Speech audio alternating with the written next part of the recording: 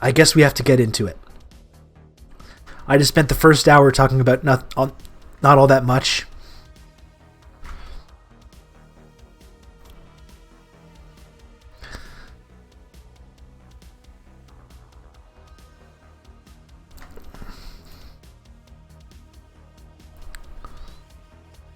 But let's get into this here.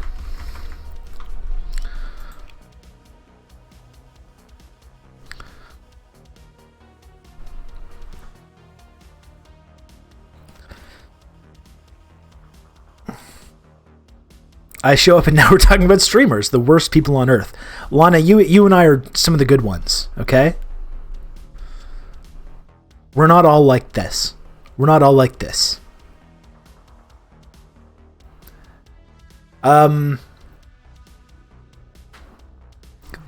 There are dozens of us. That's right. So, there are kind of certain pockets of the internet that I've mostly tried to avoid. I've kind of been focusing on Twitter for the last couple of years. I don't really glance outside of that. I knew that there's this whole kind of like culture of Twitch and like YouTube debaters and stuff like that. And I just never paid all that much attention to it. It's not really my thing. I don't really enjoy learning about a lot of these individuals. I'm just not really into it. But I understand that this does exist. And we've talked a little bit about this on the stream before, especially when I was first starting off, with people like Vosh and Destiny, I guess, is another example of this. I do feel like there's some merit to some of these guys going in and providing like an off-ramp for these really far-right people to maybe start opening their mind to some different concepts. Yeah, but White Frog, as you're saying, with Destiny, there seems to be quite a lot of crossover. What I was told originally was like this guy, he like de-radicalizes people. He like de-radicalizes people from the right. But once I started looking into more of what this guy like says, doesn't seem like he's that far away from being in that territory himself.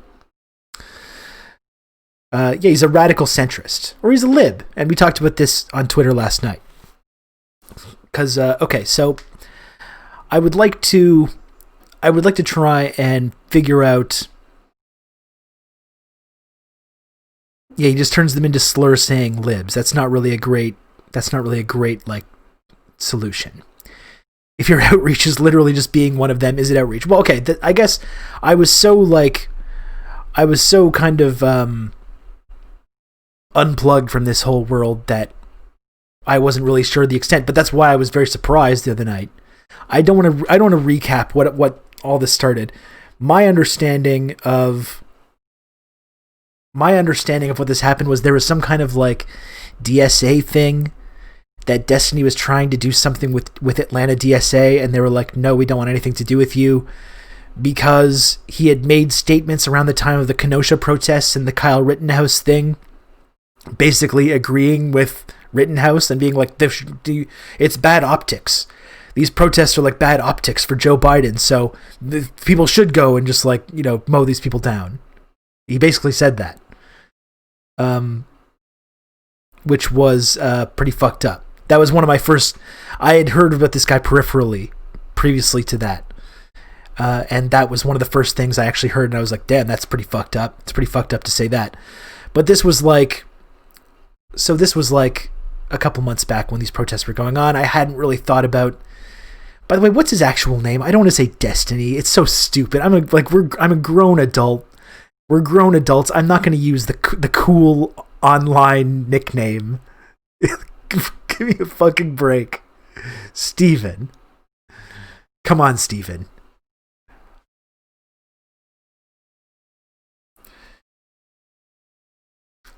His real name is Jesse Farrar. Yeah, I thought so. I thought it was one of those guys. That goddamn Jesse Farrar. He was trying to say last night using his name as doxing. Okay, well, I disagree. I'm going to call him Steven. Because I'm not going to say... I'm a grown adult man. I'm not going to call him Destiny. It's just preposterous. Yeah, Vaush as well did make shit up like Lennon would have voted for Biden. That was weird too. Lana's pointing out he's like admitted to weird like sex stuff. I don't know. I try not to learn that much about some of these guys. Vaush, sometimes I see him. Sometimes he's got some pretty good ideas. I thought he, like I said, without knowing much about him, seeing him in the Tim Pool debate, he did a pretty good job in that. And like I said, I can kind of understand the value. Lots of like impressionable teens, like right-wing teens, watch Tim Pool. I kind of get the value of having a guy go on there and like kind of calmly present counter arguments that don't often get brought up in this kind of like Tim Pool universe, echo chamber. I can see the value to that. I think people put a lot of stock into this and claim that it's like this super noble thing of it's really important, and like that I don't really know about that. Pretty gross dude in a lot of ways. Yeah. I think I would agree with that. Even though that I've personally never had like an issue with him, but there's been a lot of fucked up shit that has been posted. But anyway, so I didn't hear anything for a few months about this. And then last night, kind of randomly, this guy I follow, he's a mutual follower of mine, Rational Disconnect, who I guess is like another YouTube guy. And like, we've a mutual follower. I've never really had an issue with him. He usually posts pretty good takes about stuff. I think like he's more of like a soak dem, which, you know, we don't need to get into that, but never had an issue with him. But then it was very bizarre where I just saw this guy, Rational Disconnect, all of a sudden, like, forcefully defending Kyle Rittenhouse on the timeline the other night. And I was just kind of like, what? And just basically saying like, oh yeah, he acted with restraint. He did nothing wrong. He was defending himself. And I was just like, what the fuck is happening?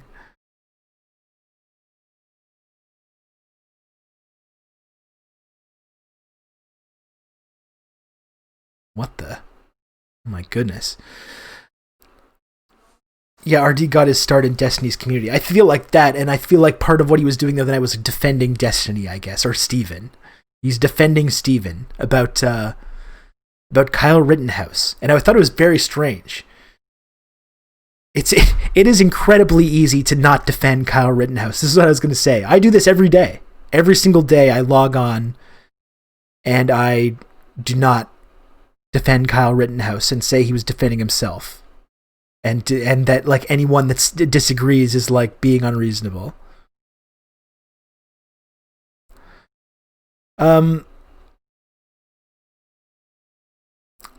Sultan's Army. Hey Rob Bruce, I hope you're having a pleasant day. Same to you, my friend. Yeah, I've never defended Kyle Rittenhouse. So let's see if we can get to the. A lot of these tweets have been deleted. I think I did take screenshots of a lot of them. Let's go back here. This was like, what is this, like 2 nights ago now? Sorry, just one more time though. Fucking.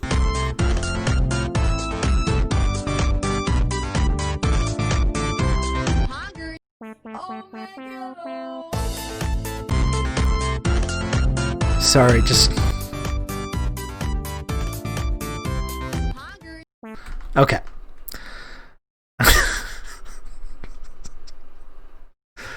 Absolutely ridiculous.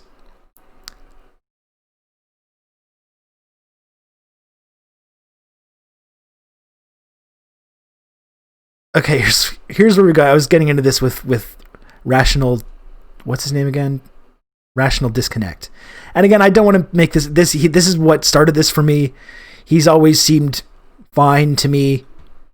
I don't want to. I hate stupid drama, online drama. I have no interest in starting like random online drama with people. Rational Disconnect. Other than this incident, which I thought was fucked up, he seemed fine to me. So I don't want to make a big thing about his involvement in this.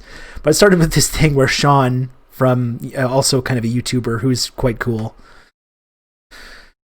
Destiny shouldn't have said that militia members have his blessing to mow down protesters, if you ask me. Dreadful thing to say, which I don't think that's really unreasonable. But then, so this is where it started. What does a protester decide to destroy private property I guess I should turn off my like screen opacity and stuff, shouldn't I? We got to get serious with this now. We got to get serious with this. Let's stop fucking around with the special effects and stuff.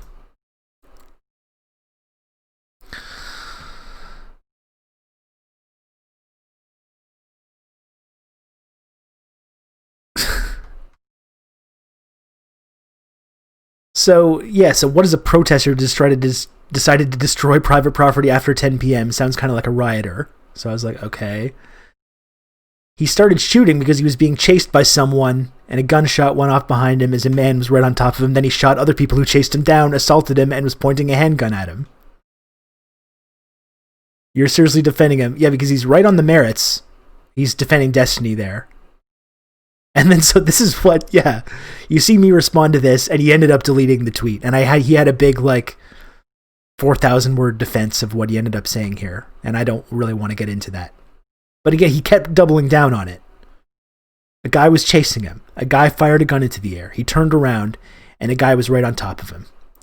What was he supposed to do? Stand there, let the guy hit him, shoot him? Those are the only two options. He walked towards the police. Multiple people assaulted him, and one had a gun. He defended himself. So I was just like, where the fuck is this coming from? Because this is like the...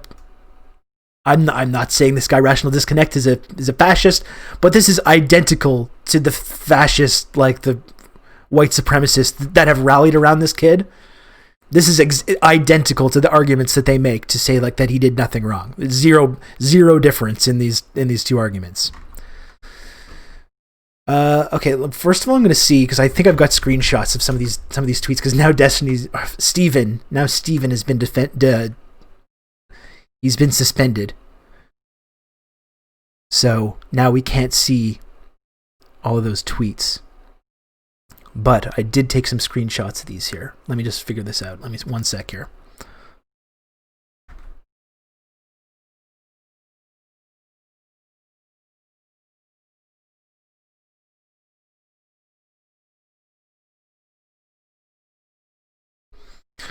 Oh yeah, I got the receipts, baby.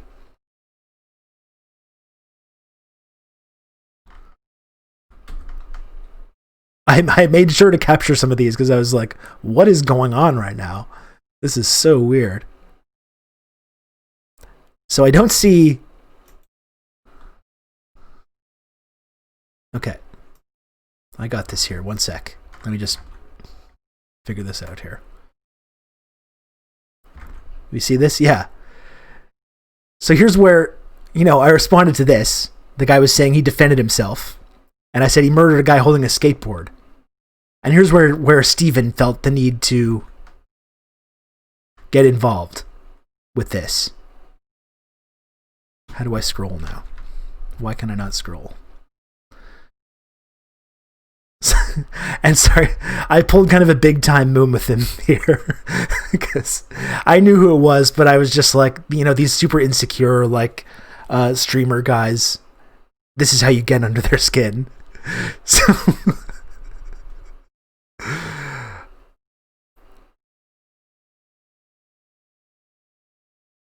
yeah, a few months or a year back, I was worried that people with very right wing or just incoherent views would brand themselves using leftism as an aesthetic, and we'd all have to be dealing with guys like this. Once again, if you follow the Lana system, you're never going to be wrong.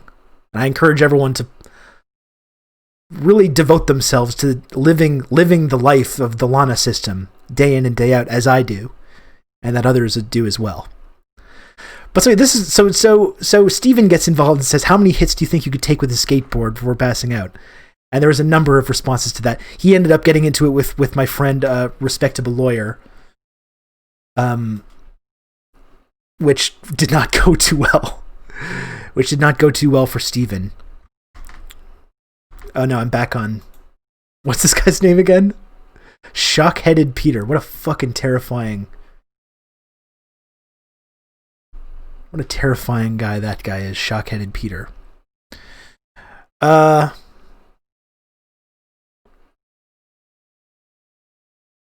So, I think it's worth also unpacking the argument that's being made here about Rittenhouse it's worth unpacking this. Because yeah, I said to this, he was defending him, like, okay, hold on. I'm going to go back to where I was before. I apologize.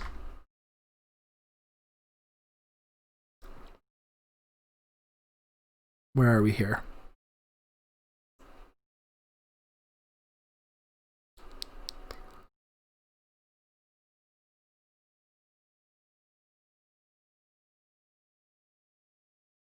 So, I want to unpack a little bit the actual argument that's being made here about Rittenhouse, okay?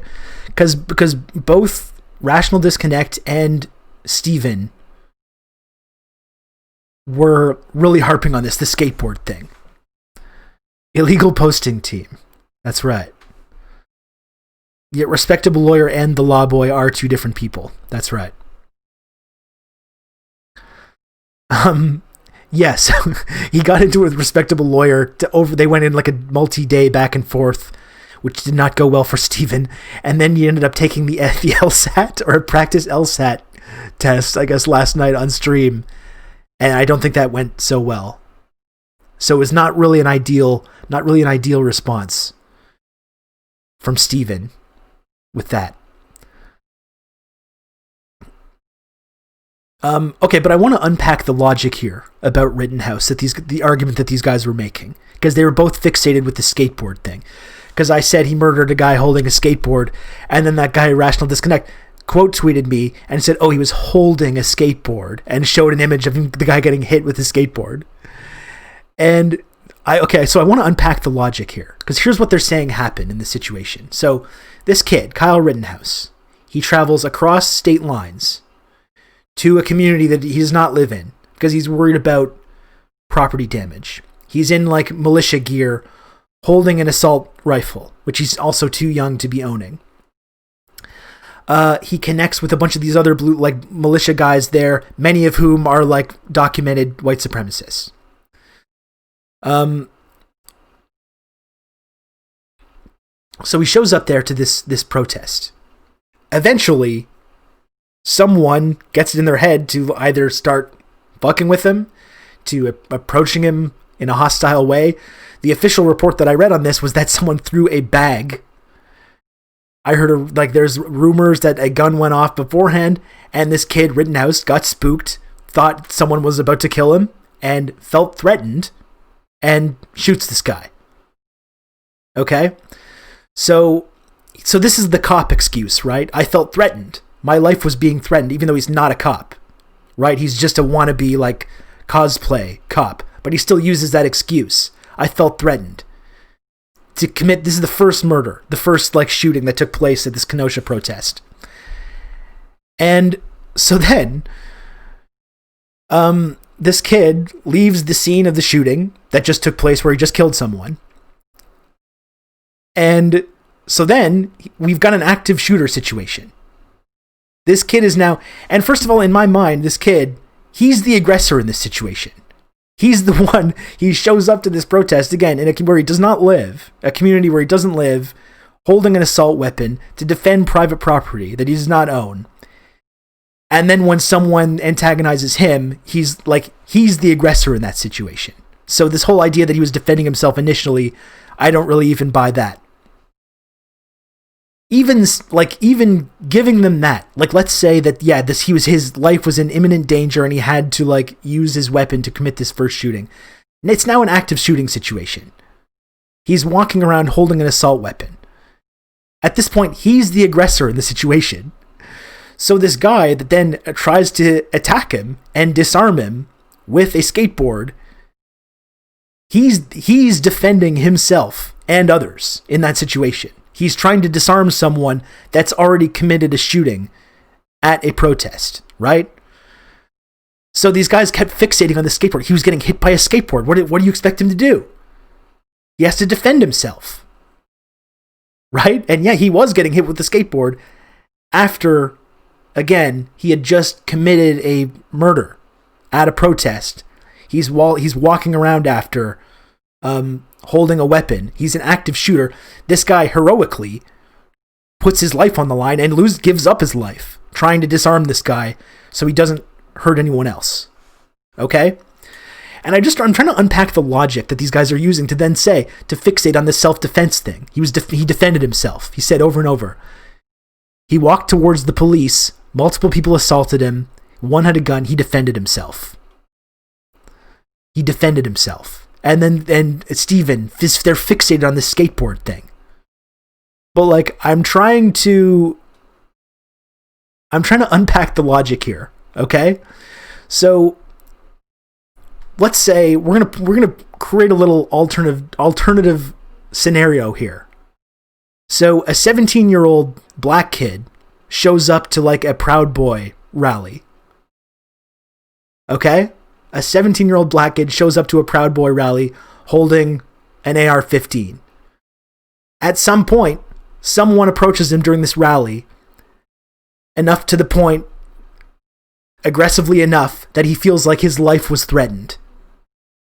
And he shoots someone. He shoots one of these like right-wing guys at a right-wing rally. So now, according to this logic, now that this initial shooting has taken place, right? No matter what the context was of that initial shooting, now, legally, according to Rational Disconnect and Steven here, our friend Steven, friend of the stream, you just have legal immunity to just shoot your way out of there now.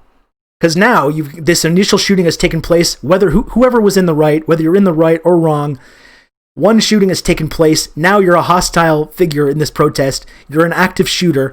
There's multiple people coming to you to disarm you because you're a fucking dangerous person who just killed someone. Now, according to Steven, legally, you can just shoot your way out of there because you're defending yourself. Right? They're coming at you. You just committed a murder. People are approaching you aggressively. They're trying to disarm you. They're trying to hurt you maybe with whatever they have on hand. You're defending yourself at that point, right? So you just have legal immunity, according to Steven, to just blast your way out of there.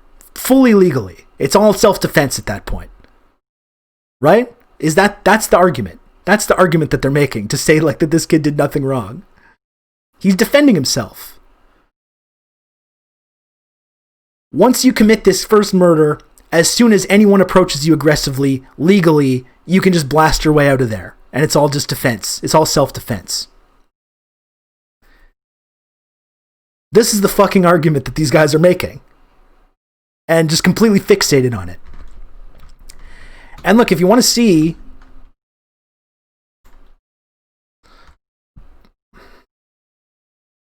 Hang on.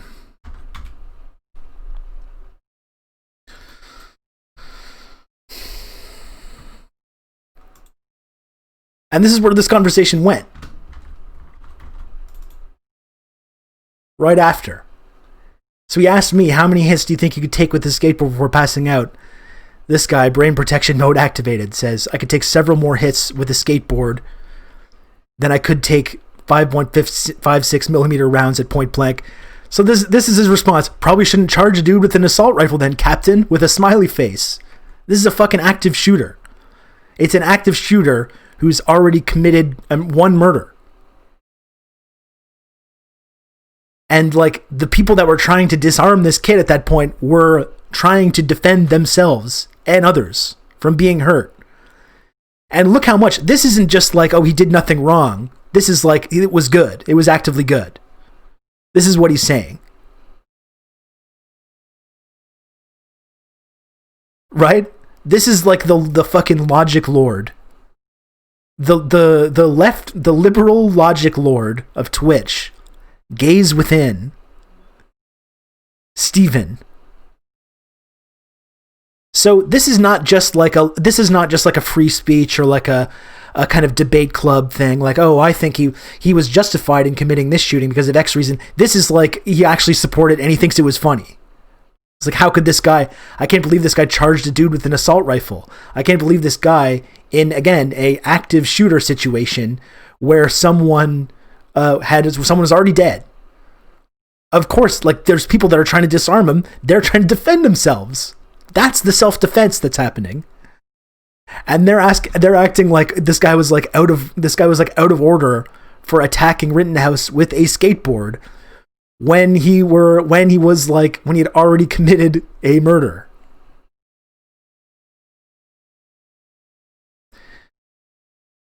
The guys who chased him were thugs who wanted revenge for the first shooting. They would have hurt him badly or killed him. This is what every reasonable person would assume, so he had every right to defend himself. Yet he's walking around. He just killed someone. Do you understand that? Do you understand that concept? He had already murdered someone. Dead.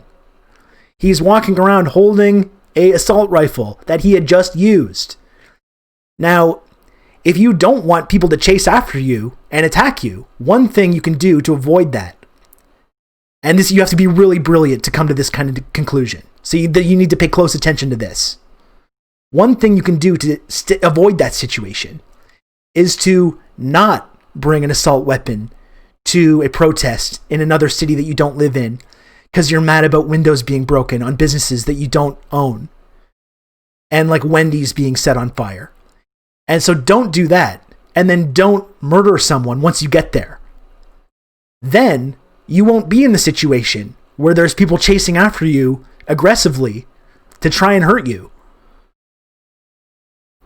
I think the person that brought the weapon to the protest and then used it on someone personally, and this is like a crazy lefty, like left wing, really radical position. To me, the person in that situation that's in the wrong is the person that's walking around with an assault weapon shooting people. And the people that are in the right are the people that are like, without not holding guns, they don't have guns. And they're trying to disarm this person who is clearly and observably dangerous. Who had just, again, I don't know how many times you need me to keep saying this, had just murdered someone. That's why they're chasing him and whacking him with skateboards. Because he's holding a weapon. He's already demonstrated that he has intentions to use it on people. And they're putting their bodies on the line, trying to disarm this guy. And by the way, then after he murders these other people, then he walks towards the cops, and the cops just let him leave the scene. This is the argument that these guys are making now. You go to this protest with a weapon. Eventually, when someone gets close enough to you that you feel threatened, the cop excuse that you're not a cop, you're a wannabe cosplay cop, you still use that excuse to pull the trigger, murder someone, and then at that point, murder is just legal until you get out of there. That's what these guys are saying. Legally, you just have the right to just blast your way out of there. Anyone that approaches you to threaten you, you're defending yourself.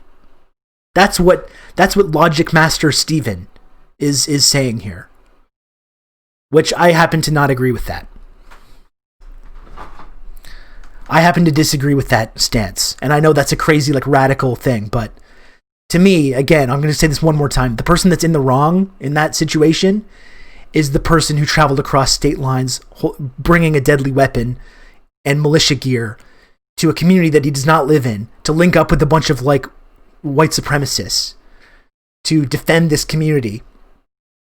And then you start blasting people.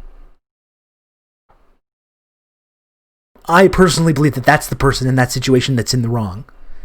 And I know I'm not a huge like YouTube logic master, but that's kind of how I feel about that.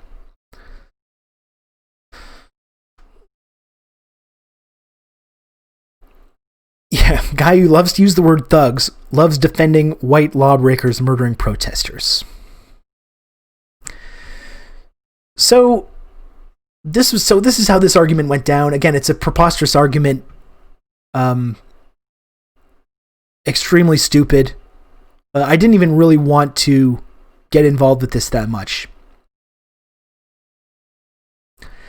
But then there's a whole... So after this, people are taking this an example, and they've used other examples in the past. Sorry, I'm back. Fuck. I don't mean to keep landing on shock-headed Peter. I'm sorry. I do not mean to do that.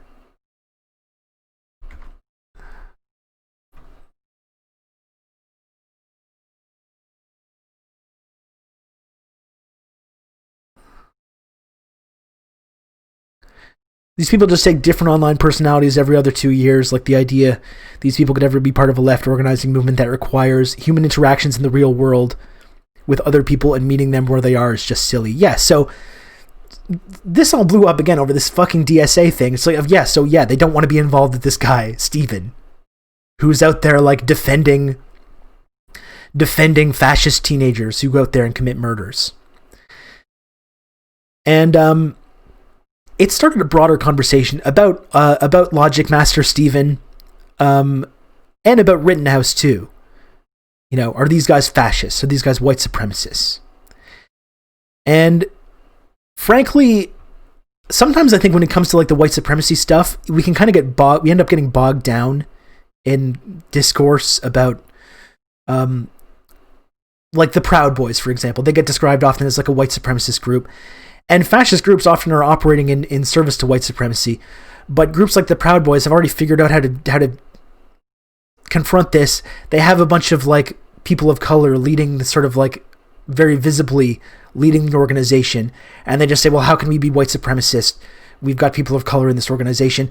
You can get into the whole way that doesn't make sense. But to me, I think it's just more useful just to say that they're fascists, right? And was Kyle Rittenhouse a fascist? Well, he's part of a paralegal street militia. He's defending private property. He's acting as like a volunteer arm of the state. We saw earlier in the evening, there's cops giving them like bottles of water, giving them a wink and a nod to go out there and police the neighborhood with their assault weapons, protect the private property. And we saw them just let him walk away after murdering multiple people at this protest. Which is like, yes, this is like a textbook example of fascist behavior, right? That he's part of a street militia that's using violence to enforce a kind of status quo benefiting the capitalist ruling class, working in concert with agents of the state, the police, but doing things that the state can't really like justify themselves. Yeah, though, whatever, like, because for you, everyone is a fascist because you don't care about the meaning of words. I'm literally fucking explaining what the words mean right now. Like, you're not listening to what I'm saying? We're explaining what the words mean right now, at this very moment, while you're saying that. So you're not listening to me. You're not listening to what I'm saying. Because this can be kind of a slippery definition, okay? Because fascism is kind of slippery. We can unpack this. And I'm reading, as I've been pointing out on the stream, I'm reading right now Black Shirts and Reds by Michael Parenti.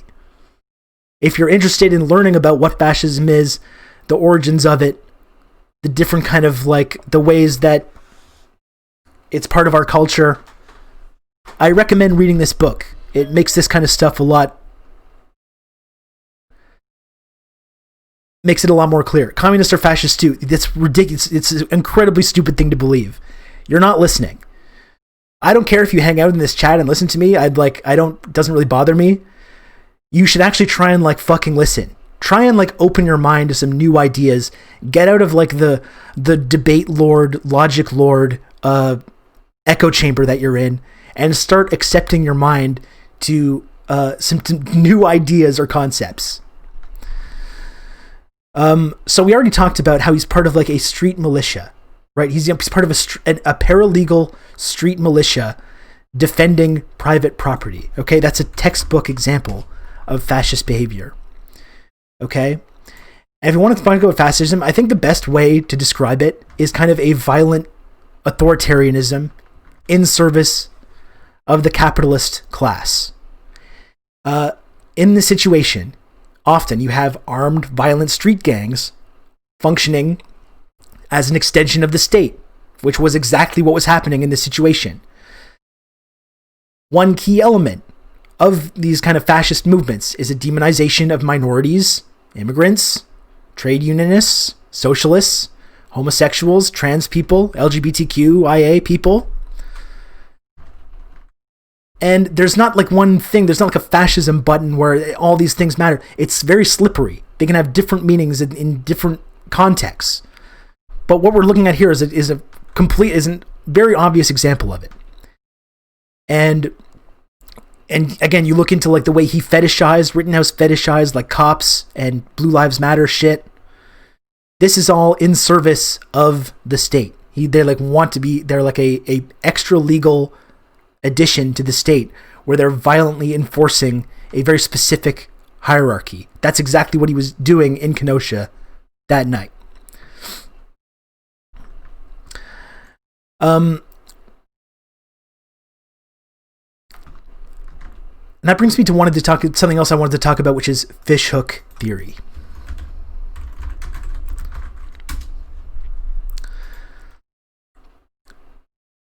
Because last night, Steven, Logic Lord Steven, quote tweeted me last night. Because I got one final, where am I going here? I had one final comment about this before I tapped out of the debate. Because there was a lot of talk after this. Is Steven a fascist? Is he a neo-Nazi? I don't think so. Loving the police is not normal behavior. That's freak behavior. Yeah, though. It's fucking weird. Have you ever sat down and like turned on the TV? This is the funny thing about some of these statements that I get, because a lot of these come from people that tell themselves that I like to question popular narratives, and I don't believe just everything that I've been told. But have you ever turned on your TV? Yeah, though, and noticed that like every single fucking TV show, or like 85% of them, primetime network TV shows, and many, many mainstream movies, action movies, are all just like, the main theme of these movies are like, cops good, police good, the intelligence community is good. You've got to trust the police. You've got to respect the police. They're doing the best they can. They're doing the best they can in a tough environment. It's the most basic shit ever to just accept this at face value and to be like, oh yeah, the cops are great. They're doing great work. There's the odd ones that are bad apples, right? But mostly it's good.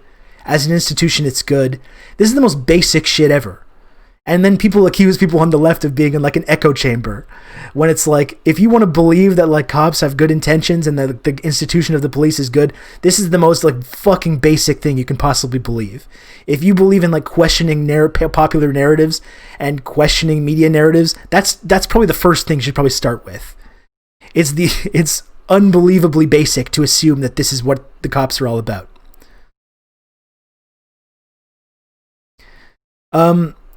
But this got into a conversation about Steven.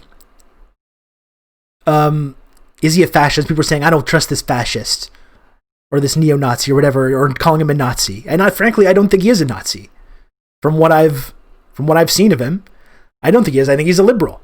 And as I said in this tweet, if you open a history book, you've seen time and time again,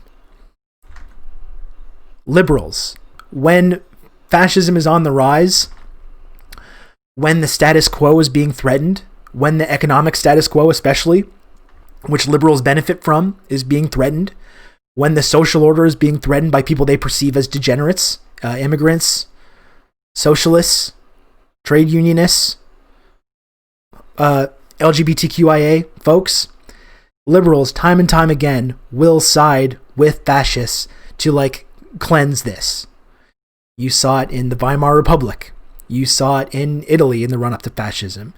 You saw it throughout the Cold War in the United States, throughout the post-war period. You've just seen it time and time again. Yeah, cut a liberal, a fascist bleeds. This expression exists for a reason. This expression exists for a reason. What happened in the Weimar Republic? I mean, I'm sure you know, Chick TV, as like a intelligent person, you're able to read a history book. What happened was that communists were brawling with Hitler's brown shirts in the streets because they recognized the threat that fascism presented to society. And in Weimar Republic, liberals and social democrats ultimately sided with Hitler and the fascists as a way to stop what they perceived as a communist threat.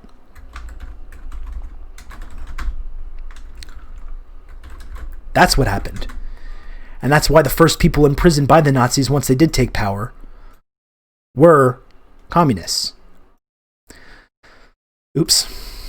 The science of. And by the way, it's not just that liberals in the Weimar Republic supported the fascists. Liberals in Western democracy did as well, right? Look at fucking... Let's see if we can find it.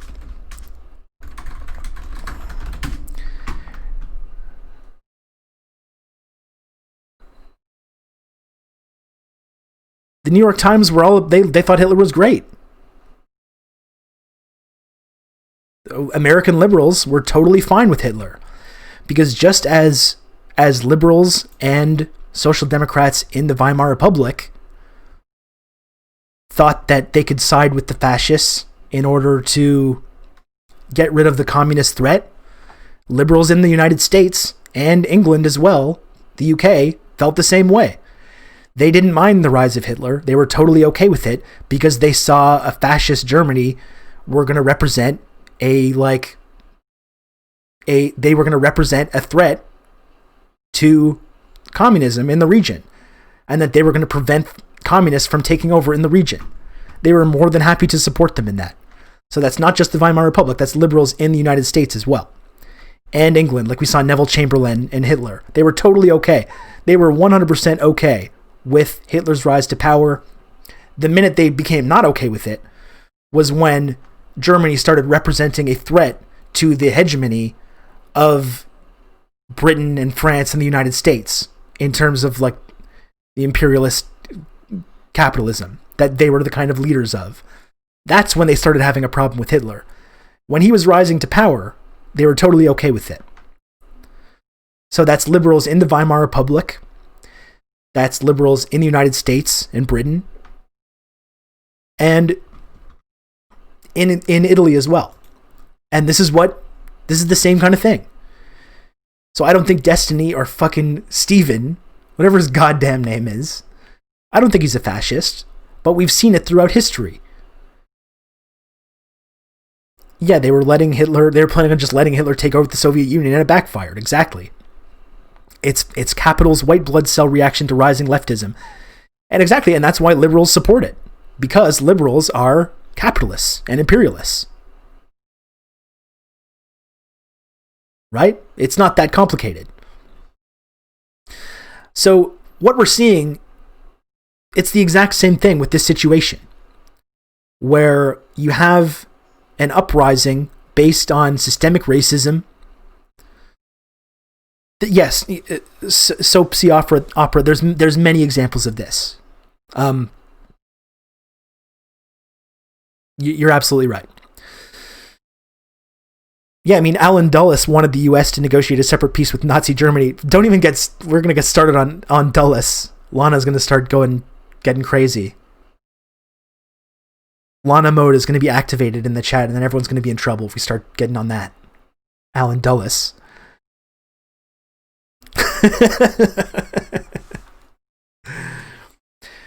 But this is the same situation. You have Destiny, who's a liberal. He's a Biden bro. He wants Joe Biden, right? He was excited about Joe Biden, the election, and he viewed these uprisings based on systemic racism, based on police brutality. He viewed it as bad optics. It's bad optics that hurts Biden, and that's why he freaked out, because he was like, "Yeah, they should be. If they're out smashing windows, it helps Trump." So there should be people, running them over with their cars and shooting them with assault rifles and stuff. That's what caused him to get into this trouble in the first place.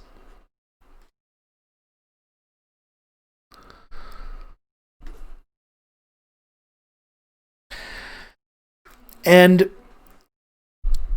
I mean, you see lesser examples of this, right? Watch how quickly, American liberals, Democrats who are they talk about Black Lives Matter and how important it is, and listen to black women and all the stuff that they say, and watch how quick they were as soon as the election was finished, and it didn't go that well for the Democratic Party, even though Trump lost, but the Democrats lose seats. What's the first thing that they do? They blame fucking BLM activists and people that say defund the police.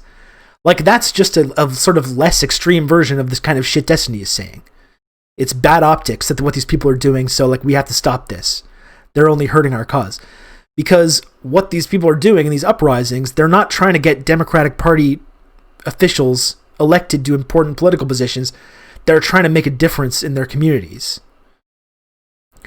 They're trying to defund the police because they see the police as being a fucking threat, which anyone with eyes should be able to look at the multitude of videos that have come out about this over the last several years and look at the ways that city budgets are completely dominated by the police to the expense of like every other important thing, and come to the conclusion that they should be defunded. You know, it's not about helping the Democratic Party, but look how quickly liberals in America are ready to now throw these people under the bus. And even when it was going on, remember, you had a whole lot of like, oh, it's only remember that whole thing of like passing around footage from, look, this is one of the bad protesters, right? Smashing windows. The good protesters follow all the rules, and they do any property damage. Those are the good protesters, and they do what the cops tell them. But the bad protesters, the ones that are giving people the bad name, they're the ones doing property damage, smashing windows, burning cars. So we need to like turn them into the police. At these anti-police protests, we need to like tell the police about the bad protesters. This was not like, you know, this was not conservatives doing this. These were these were liberals making these arguments. So in a way, it's like a less extreme version of the kind of shit Destiny was saying. He was just being like an edgelord, I guess. Steven, Logic Master Steven.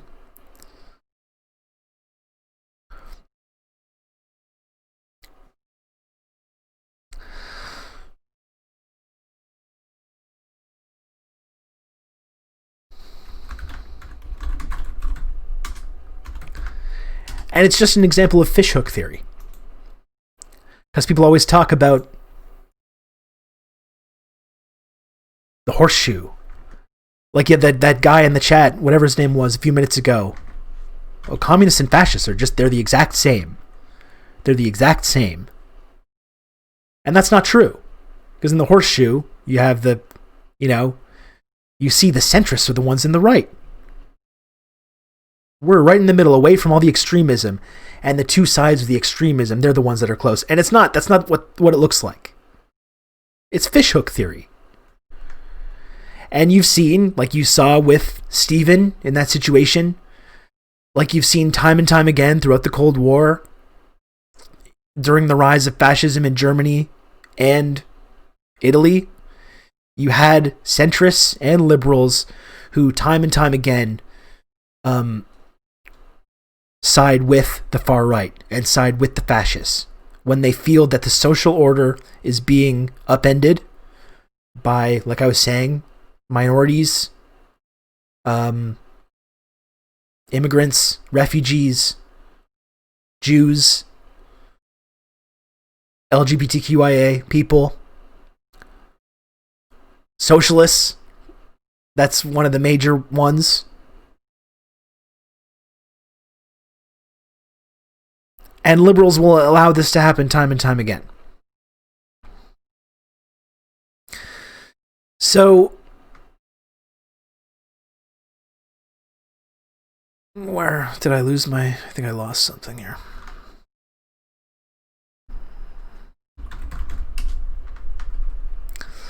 So before his account got unfortunately suspended, which you hate to see, I showed that tweet of mine a minute ago where I said Steven was a liberal, and that's why he's siding with fascism, because that's what liberals do time and time throughout history. And this was his response, again, before his account got unfortunately suspended, which we hate to see.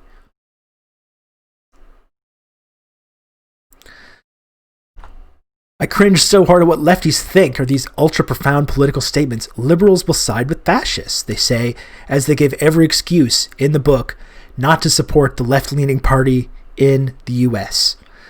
Are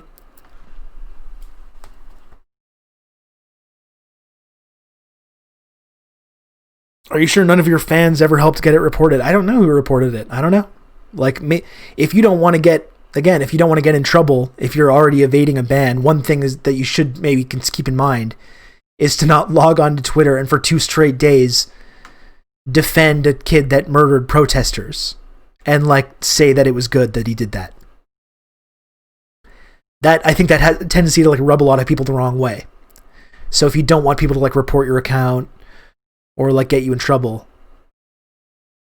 one thing you can do to avoid that is just to not log on to twitter.com and do that. Thanks for modding, Lodane. You're dealing with more shit than usual today.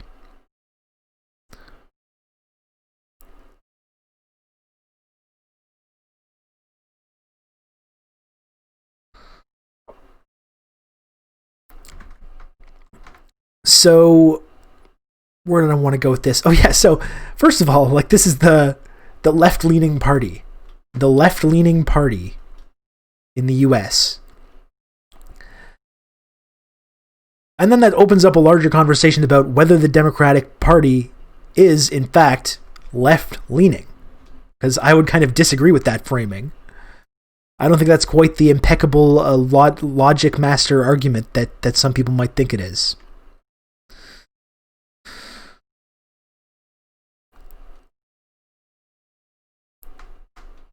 So this is funny, though, because then people are posting shit like this. Where do they stand on the issues? And this is funny. I thought this was a funny, like, example of people were trying to, like, get me with the facts and logic. Where do they stand on the issues?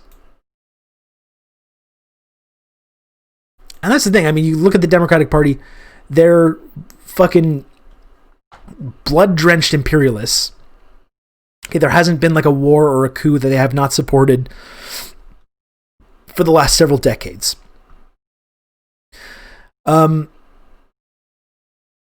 Conservatives are left-leaning because Nazis exist. If that's the argument that you think that I'm making right now, that's an idiotic thing to believe.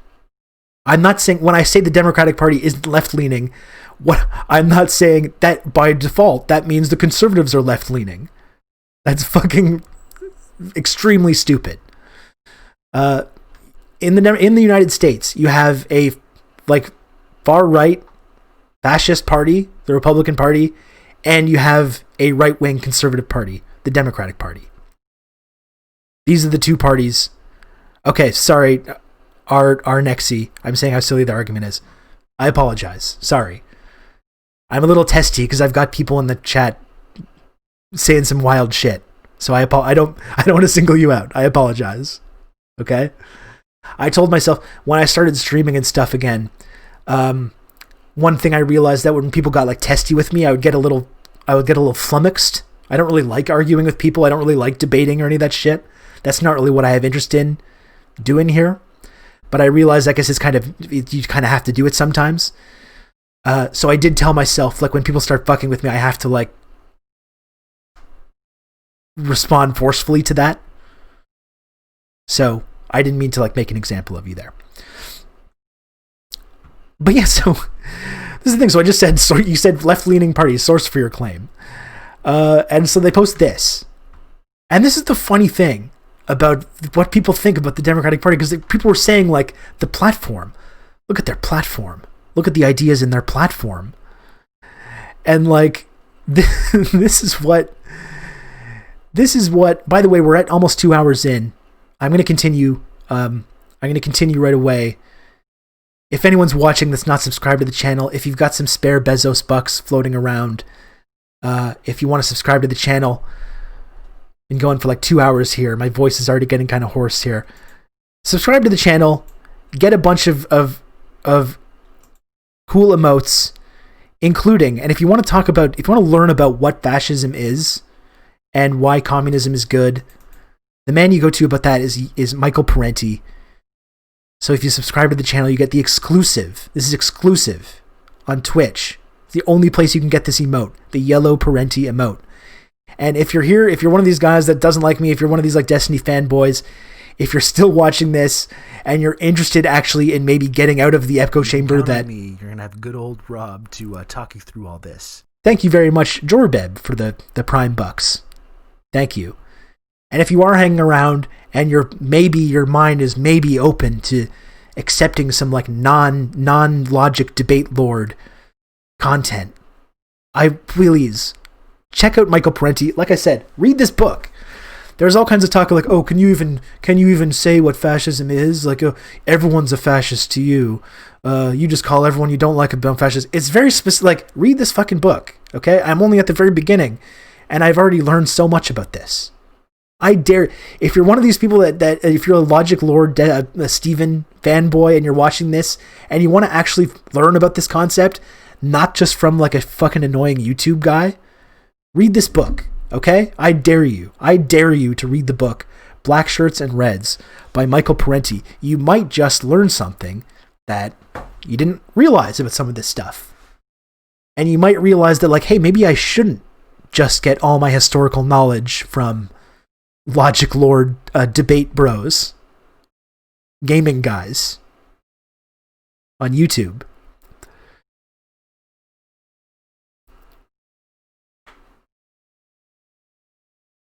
Anyway, I just think this is funny because it's like, where do they stand on the issues? Or if you find Parenti too theory heavy, read Paxton. Okay, I'm not familiar with Paxton. I find this, Black Shirts and Reds, I think it's like a really easy read. I think he's a great writer. He's an even better speaker. We often watch Parenti speeches on here.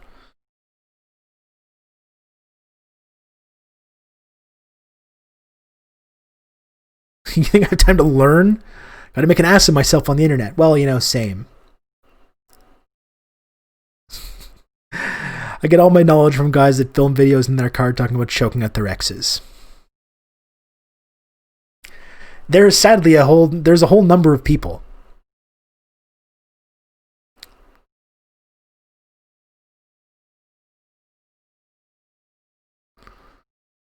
Shouldn't left versus right be defined? Saying Democrats aren't left means that you have a particular definition in mind.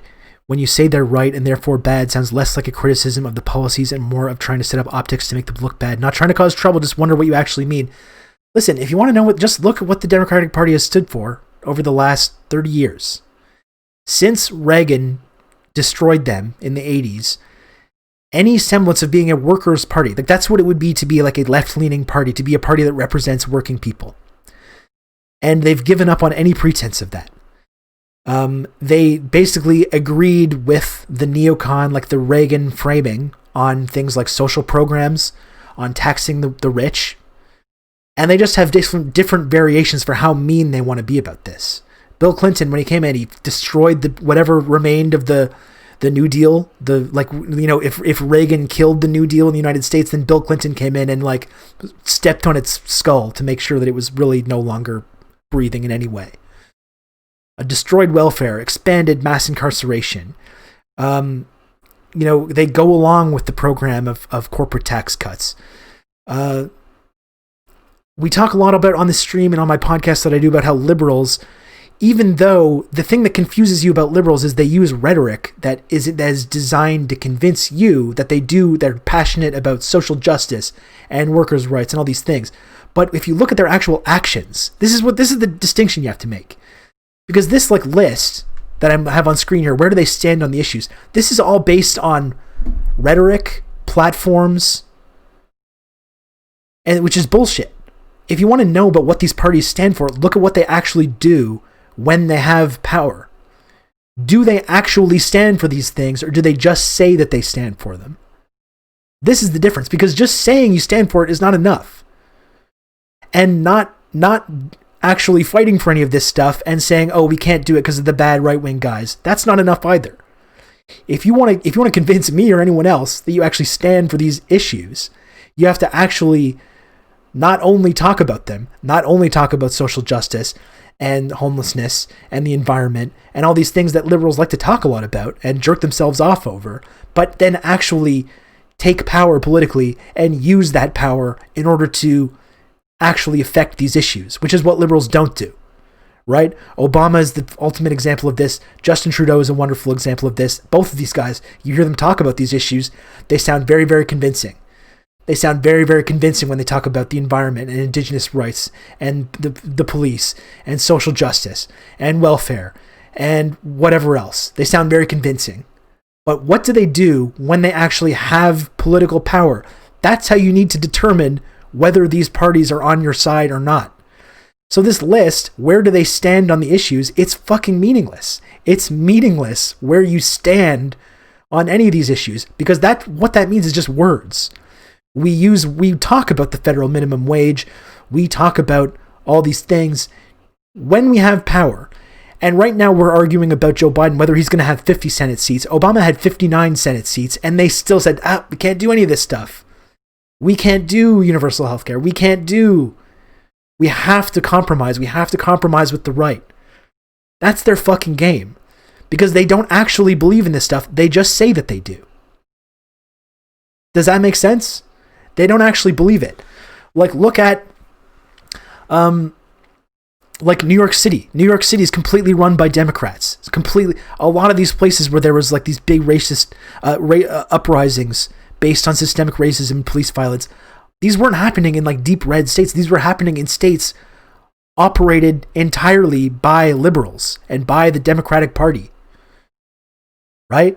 What do they do when they actually have power? And you can point to the federal government, it's divided, they get blocked by conservatives. Well, in New York City, in New York, in the legislature, they completely own the whole legislature. They can do whatever they want. And they had to create this whole separate thing, the IDC, the Independent Democratic Caucus, to caucus with conservatives to literally block the people on the left from enacting legislation. So even when they have majorities, they still have to compromise with the right because that's their excuse for not doing anything. Because they don't actually believe in this stuff. They just say that they do. It's all words. It's all rhetoric. It's all bullshit in political platforms.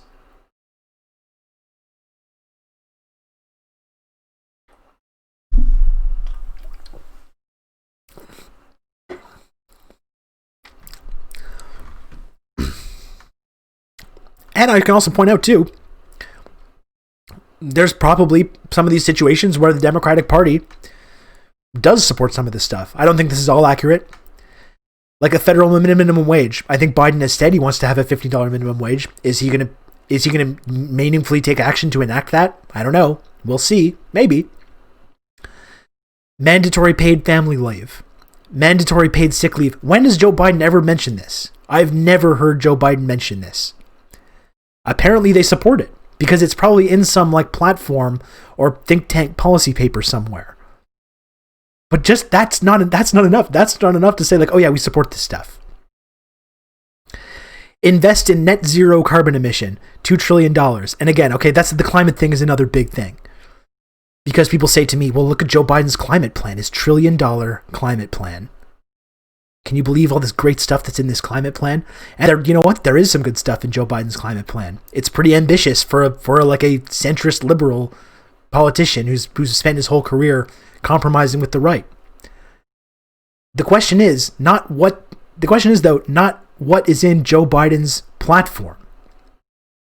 It's not what's written on his website. What is Joe Biden going to do when he takes over the White House? Even if let's say they win both these Senate seats in Georgia. So you got the White House, you got 50 Senate seats. Is Joe Biden actually going to meaningfully take action to enact this stuff? The $1 trillion climate plan. If you've been following liberal politics for a long time in Canada, in the United States, and a number of places, you already know the answer to this. But even if he does, even the way this is framed, net zero carbon emission, net zero is fucking bullshit. Net zero is like a magical thinking.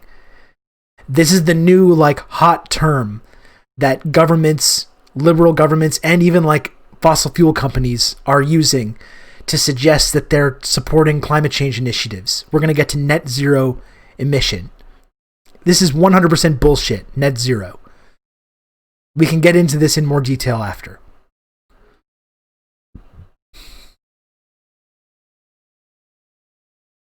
Okay, coffee's on. I'm going to go smoke. This is part of the Lana system. Okay, Lana. Okay, and I'm looking forward to reading your passage piece too. You're going to have to come on. You should come on and talk to me Friday and we can talk about your piece if you want. Yeah, so then in addition, you're talking about fracking, banning new fracking isn't enough. We need to stop all extraction of fossil fuels. Exactly. And Biden, he fucking flip-flopped on fracking in this campaign, even though he didn't have to. As soon as conservatives started saying, Biden, you support banning fracking, instead of saying, yes, I do support banning fracking, because as he reminds us many times all the time. He listens to the scientists. Well, scientists say fracking is not very good for the environment, that it's a negative element in the fight against climate change. And instead of saying that, I'm listening to the scientists, so yes, I do support banning fracking. He was like, no, Jack. No. I love fracking. I'll never ban fracking. And even Kamala had to debase herself to go on there and be like, yo, yeah, no. Joe Biden will never ban fracking. Yeah, and even the fracking thing, there's a caveat, and I can't zoom in. I can't zoom into this. It's on Twitter, so it's weird. Okay, wait a sec. I actually can, I think. Let's see here.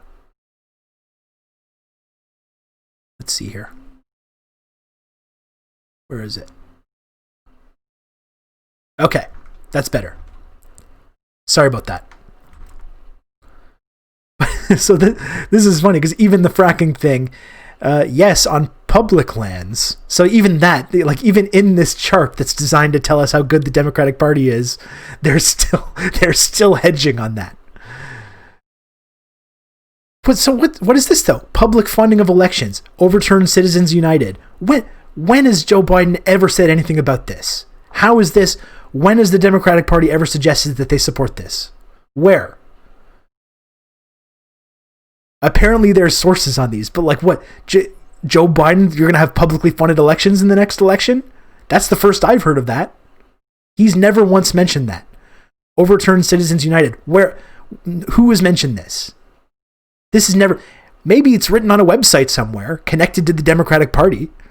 Maybe it's been written in some Democratic Party connected think tank policy paper. What does that mean? What is Joe Biden? This is the question of whether the Democrats are a left-leaning party. You know what? I'm not good enough at updating my fucking titles. I mean, I guess it's fine. I guess this is all related to fishhook theory. Because this is the illusion. This is the illusion that we're seeing of what the Democratic Party is supposed to represent. And I guess people like Logic Master Steven and some of his fans that have been gracing us with their presence in the chat believe. Oh yeah, no, they support all this stuff. They're the left-leaning party. Eliminate private prisons. When is Joe Biden is the fucking father of mass incarceration in the United States. It wouldn't exist to the extent that it does without Joe Biden's enthusiastic support. It's not like he was like, oh, I guess we have to support this so we can get some other big thing. He loved this. He bragged about it. He bragged about this. So why is this in this chart? Eliminating mandatory minimums, eliminating private prisons. When has Biden ever mentioned this? And again, as I've been saying repeatedly, and I hope some of you Destiny guys are still here and are actually fucking listening to me. I don't know if you are. I actually hope that some of you are still here and are actually listening to some of this stuff. What is the Democratic Party going to do? What is Joe Biden going to do when he takes over the White House? And let's say they do win these Senate seats. Is he going to do any of this stuff? It doesn't matter what's on his website. It doesn't matter what he said in his speech. It doesn't matter what think tanks have been saying that are connected to the Democratic Party. None of that shit matters. None of that is a representation of what the Democratic Party stands for or what liberal values are supposed to be. What is Joe Biden actually going to do? That is what determines whether this is a left-leaning party, as Logic Master Steven referred to them. That is what determines what their values are. Not what's written, not what Joe Biden said in a speech one time. Not what fucking Pete Buttigieg said in a speech or wrote in an op-ed somewhere. None of that shit matters.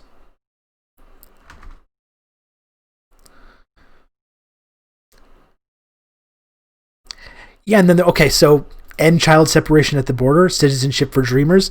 Yeah, and you know what? As much as Joe Biden, even as a member of the Obama administration, they're their immigration policy was monstrous throughout this time. And Trump's has been worse. Trump has taken the intentional cruelty that's part of the American immigration system that was exemplified by Joe Biden and Barack Obama when they actually had power. Again, it's not about speeches, it's about what you do with the power that you have. And their fucking immigration system was barbaric. They deported more people than Donald Trump has. And yeah, Donald Trump instigated this policy of, it is meaningful. It is meaningful, the difference between canceling DACA and protecting it completely. So as barbaric as their immigration policy was, yeah, I think Biden probably will end the intentional policy of child separation. He will probably bring back DACA and allow a few, the good immigrants that they've determined, to legally become citizens. That's good. That's a positive step. None of that, even giving them that doesn't make the Democratic Party left leaning. This is like a basic standard. It's like you have a conservative party that has some small feints towards like treating people with dignity, or like having a small element of some kind of a social democracy. That's not even left leaning. That's a right-wing party with a few social programs and a slightly less barbaric immigration system than the other guys. And even the mass deporter Joe Biden is better on immigration because his color is blue instead of red. Like I said, he will be better, but that's still not good. You've still got a barbaric, cruel, you've still got a barbaric and cruel immigration policy in place. It's just ever so slightly less barbaric and cruel.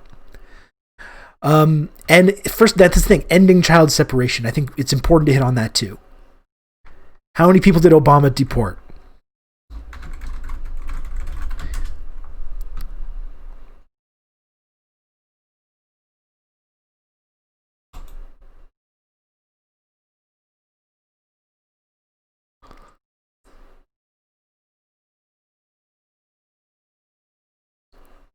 Oh, fucking Christ.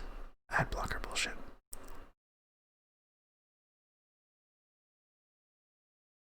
I just want to look at the raw figures. I don't want to look at this bullshit. This is from the end of the Obama term. Obama has deported more people than any other president.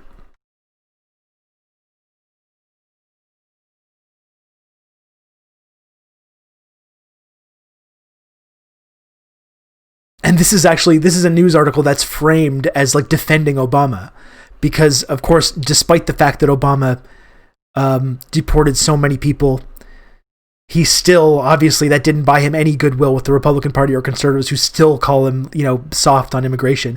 And this article is like, no, actually, he was really terrible on immigration.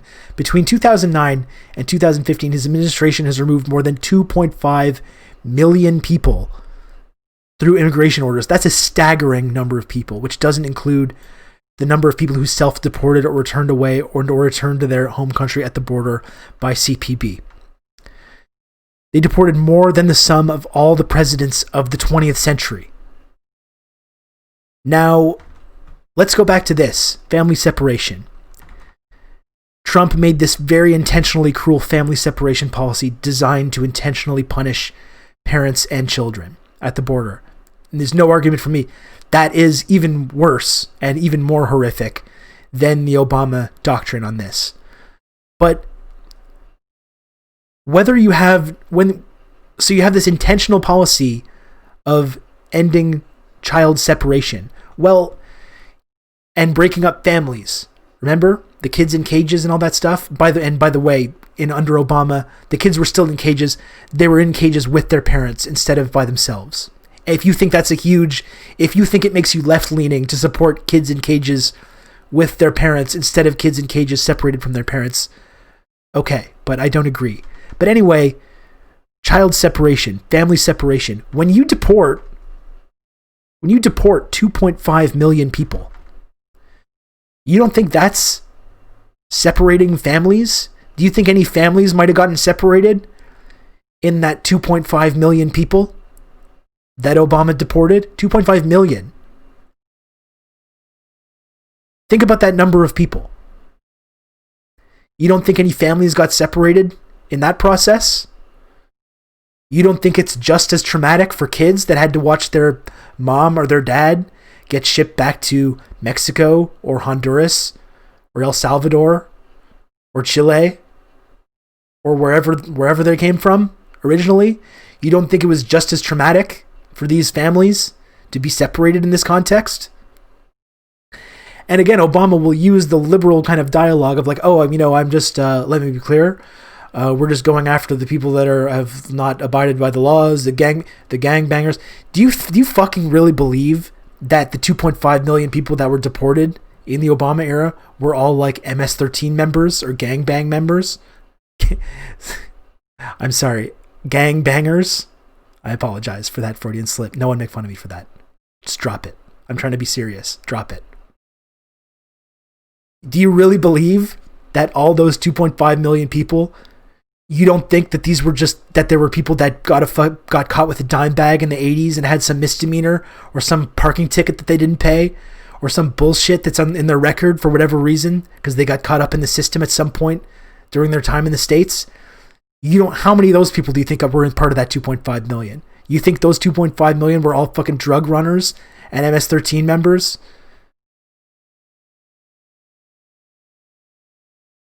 How many fucking families do you think were separated in that 2.5 million?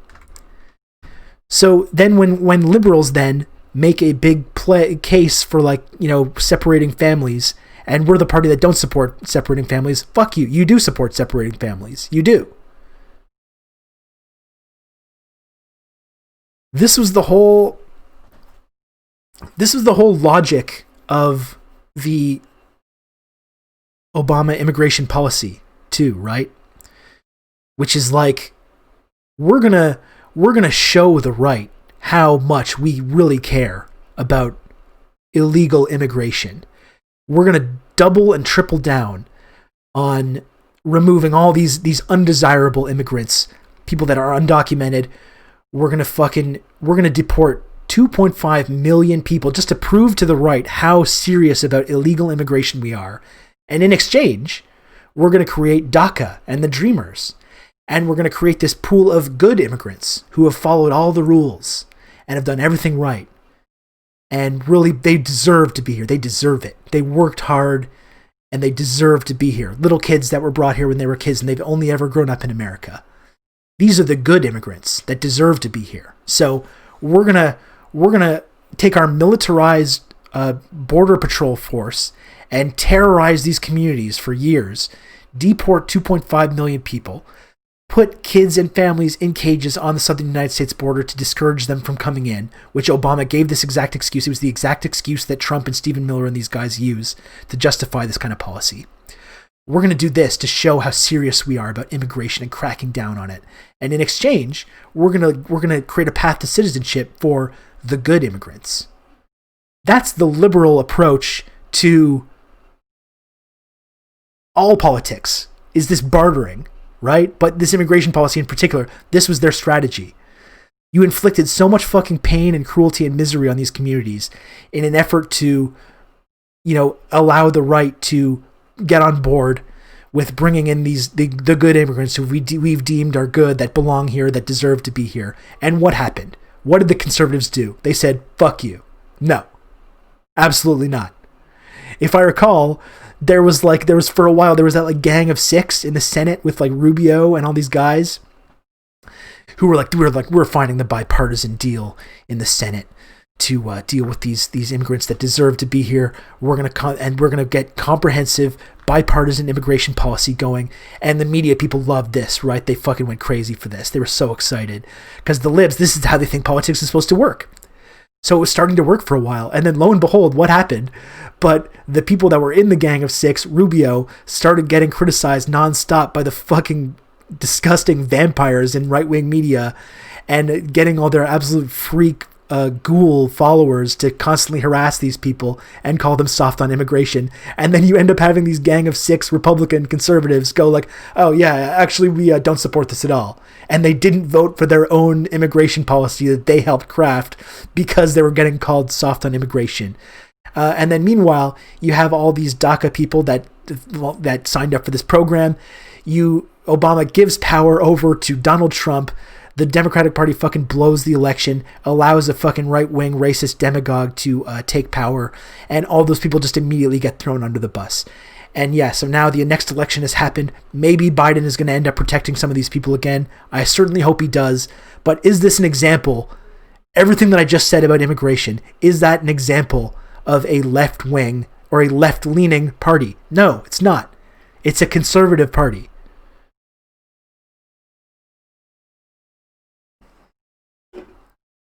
And this is fishhook theory, right? Because it's not just about liberals in the media and on the ground supporting fascism when the status quo is threatened, when the economic status quo is threatened, or when the social order is being threatened by people that they don't, see with as being like desirable members of society. It's also, like what I was saying, what do these liberal politicians do when they actually win political power? How do they use that power? I just described the absolute fucking barbarity of the immigration policy that Obama and Joe Biden championed while they were in power. Look at the drone warfare and the imperialism and the absolute, like the fucking bombing, committing war crimes, bombing hospitals and fucking weddings and funerals and double tapping drone strikes. So you do one drone strike to kill a bunch of people and then you wait for a cluster of other people to come, start helping them, and then you double tap it to kill them as well. And creating a rule. This is Obama. This is not the evil, bad orange man that was doing this. This was under benevolent liberal ruler Obama. This was happening.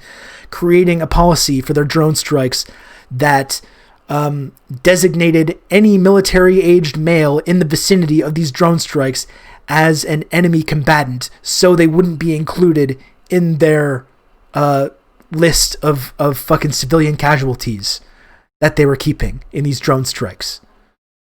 This is liberalism, right? This is not the mean, bad, evil conservatives who we always have to keep out of power under any circumstance. This was the kind, gracious, empathetic, caring Barack Obama, who we can just never criticize, the great leader, benevolent. That's what they were doing. Is this a left-leaning party? Is Barack Obama a liberal? Is he a left-leaning political leader? Is Joe Biden? No. And whatever is on their fucking website, or whatever happens in their speeches, or whatever's happening in their policy papers in the think tanks related to this political party, that's not what they stand for. If you want to know what they stand for, you look at what they do when they actually wield political power. And that's what we're going to see over the next 4 years. And I guarantee you, all this fucking blue shit on the screen, the things that they allegedly stand for, it's not going to be that. Maybe some of this will happen. End support for the war in Yemen. The war that escalated drastically under who? Obama. Where is this information coming from? They end support for the war in Yemen. The Democratic Party, along with Bernie Sanders, passed a resolution to end the support for the war in Yemen, not on partisan basis. It was a few Democrats that were able to come together with some like anti-war conservatives to create this legislation. The idea that this is like part of the Democratic Party policy, ending support for the war in Yemen, 100% bullshit. Is Joe Biden going to come there and tell the Saudis what's what? Listen, Jack, stop committing genocide. Stop committing child genocide in Yemen. Is Joe Biden going to cut off the Saudi Arabian government from the endless supply of arms and weapons that they're giving to them so they can carry out this like ongoing genocide? No. Does anyone believe that? So what is it doing on this piece of paper? What on this fucking chart? Where is this coming from? It's 100% bullshit. So this is part of the science of fishhook theory. It's not just about the liberals in the media and the rank and file voters. It's liberal politicians. What did they stand for? Obama's signature achievement, the healthcare, Obamacare, is a conservative, market-based reform where he forced citizens, and many people in this chat, I imagine, to purchase health insurance from a private company. That's not a left-leaning policy. That has nothing to do with left-leaning. That's a conservative, market-based policy. And being slightly to the left of the fucking frothing, blood-drinking fascists on the other side doesn't mean this is a left-leaning party. It means they're ever so slightly less cruel. Yeah, his defense secretary, Biden, talking about Yemen, was a board member at Raytheon and made money off the war in Yemen, if not actively helped create it.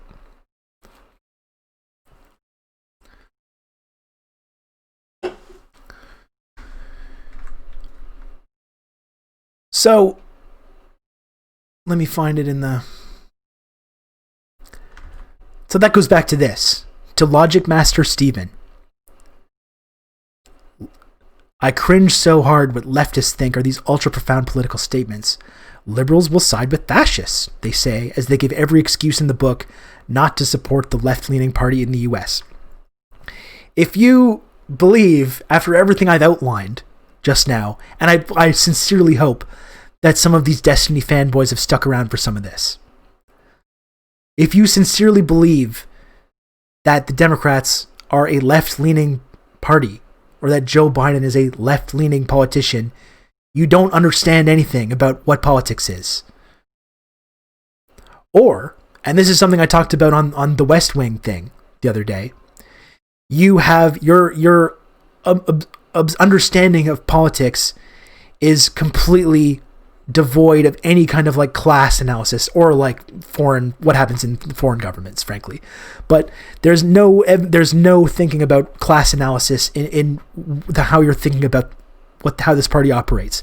And you're just thinking like, look, they support gay rights. They didn't support that a couple decades ago. There's more diversity. There's more people of color in the party. There's more, there's a focus on trans people. This is all true.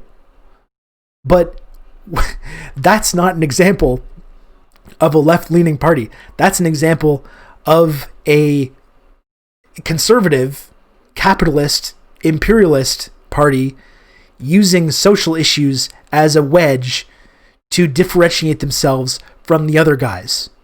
It's basically part of their good cop, bad cop routine, and everything, all the ways that these parties completely agree with one another just gets completely swept under the rug.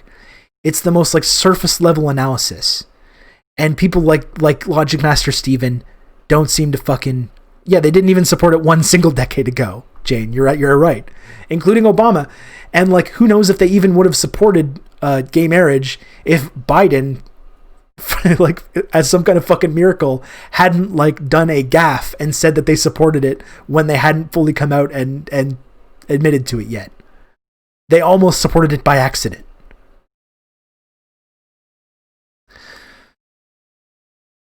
So this is the extreme like surface level analysis of what folks like Logic Master Steven and some of his fans and supporters, this is how they approach this stuff.